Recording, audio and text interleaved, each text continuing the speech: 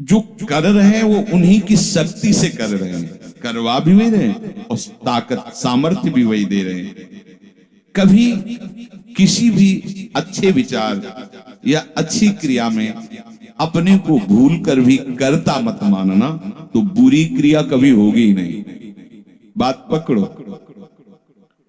यदि अच्छी क्रियाओं के कर्ता आप बनोगे तो बुरी क्रियाओं से बच नहीं सकते। अगर अच्छी क्रियाओं को देख रहे हो कि प्रभु करा रहे, तो बुरी क्रियाओं का संकल्प ही नहीं उदय होगा। अहम गलित हो गया तो अहम में ही तो सारे विकार रहते हैं। हर समय प्रभु के सामने कृतज्ञ रहो। कितनी कृपा, क्या हमसे लेना है आपको, आप तो पूर्ण काम हो, हमें इतना दुलार कर रहे हो। बलिहारी प्रभु, वो बार बार मन उनके चरणों में लौटता रहता है। प्रभु का विधान सर्वज्ञता से पास हुआ है। वो खूब आगे की, पीछे की, मध्य की सब बात सोच करके उन्होंने आपके लिए विधान किया है। पहले से उन्होंने आपका उस समय मंगल विधान सुनिश्चित कर दिया है। कैसी भी परिस्थिति हो, कभी ऊबना मत, घबराना मत, अधीर मत होना और अपने भगवत विश्वास में कमी मत आने देना। कैसी भी परिस्थिति हो, ये जरूरी है। उबना मत। बहुत हो गया कष्ट सहते सहते, कितना सहूं। नहीं, ये अगर ऐसा आ रहा है तो भी आप भगवद आश्रित नहीं हुए। नहीं, ऐसा आ ही नहीं सकता। बड़ा आनंद आता है, कष्ट में बड़ा आनंद आता है। पूरा का पूरा मन, इंद्रियां केवल प्रभु में होती है, क्योंकि कष्ट में कोई विषय की इच्छा तो होती नहीं किसी को भी। भारी पीड़ा है तो सब उसी में होता है। जिसने अभ्यास किया है भगवत चिंतन का, आश्रय है प्रभु का, तो कष्ट में भाग के कहां जाएगा, उसी में एकदम तन्मय हो जाता है मन, इंद्रिया।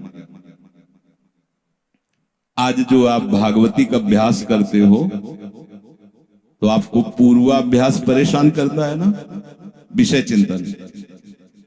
और जिसने पूर्व में खूब भजन किया है तो आज विषयों के बीच में भी हो तो उसका भजन कैसे रुक जाएगा। सोचो जरा, आज आप खूब भजन की चेष्टा कर रहे हो पर पूर्वाभ्यास आपको विघ्न पहुंचा रहा है ना। ऐसे ही यदि आपने भजन का अभ्यास किया तो वर्तमान में कैसी भी दुखद विषयमयी कैसी भी परिस्थिति हो, वो कैसे रुक जाएगा। जब असद अभ्यास सत अभ्यास के बीच में प्रकट हो रहा है तो सत अभ्यास असत की सत्ता कैसे रहने देगा। इसीलिए जो भजन परायण जन भारी से भारी विषम परिस्थिति में भी हर समय भजन करना नहीं होता, भजन नृत्य करता है। वो निहाल सुख किसे कहते तब आप जानेंगे, सुख का परिचय तब आप जानेंगे जब इतना भरोसा हो कि कैसी भी परिस्थिति हो उबना नहीं, घबराना नहीं, अधीर मत होना और विश्वास में कमी मत आने देना। कब तक भोगूं, कब तक।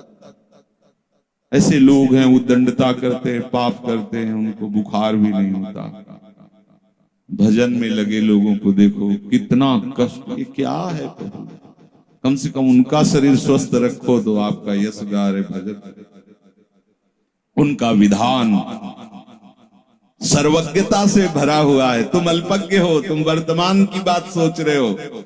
वो तीनों कालों को देखकर निर्णय करके परिस्थिति दिया, इसलिए मस्त रहो उनके भरोसे पर। कभी कई बार चर्चा की है प्रताप राय जी की, बचपन से भजन परायण, ईश्वर संपन्न घर था, भाई खूब। कुछ दिनों बाद माता पिता पधार गए, पूरा अधिकार।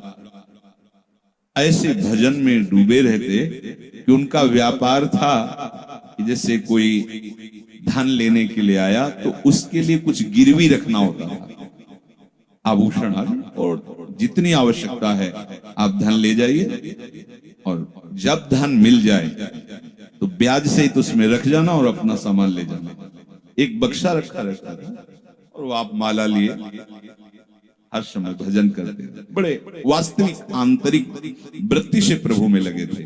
पर उनकी कुल परंपरा का ये व्यापार, जैसे सदन जी की कुल परंपरा, तो कुछ गृहस्थ ऐसे महापुरुष जो अपने, भगवान भी कहते पर धर्मो भयावहा सुधर्मो निधनो श्रेया, पर धर्म, वो जो वहां का काजी था उसने देखा कि बिना किसी प्रयत्न के बड़ा आनंद इनके चल रहा है, तो जलन होती, जो भगवत विरोधी जन, विमुख जन होते हैं तो जलन होती है। इसको दूसरे रूप में हम कह सकते हैं कि प्रभु अब उनके भजन का फल देना चाहते थे। दोनों बातें, परिणाम जान गए हैं इसलिए हम कह रहे हैं प्रभु उनके भजन का फल देना चाहते थे, और वो वर्तमान से देखो तो वो द्रोही थे, भगवत द्रोही जन। 3 लोगों ने काजी से मिलकर कहा बड़ा सुख लूट रहा है, हम जाके देखा है बढ़िया काम बन जाए। वो देखता भी नहीं कि बक्से में क्या रखा गया। तो कुछ कंकड़ ऐसे झोली में, पहले थैली टाइप की झोली, गए प्रणाम किया और कहा हमें 10,000 रुपए की आवश्यकता, यहाँ लिखो उसका तारीख दिन, और चेक भी नहीं कर, वो विश्वास परायण भक्त थे, अभी तक ऐसा कुछ हुआ भी नहीं था। 10,000 रुपए, थोड़ी देर में दूसरा आ गया, थोड़ी देर में तीसरा आ गया, धन था। 2-3 दिन बाद एक आया,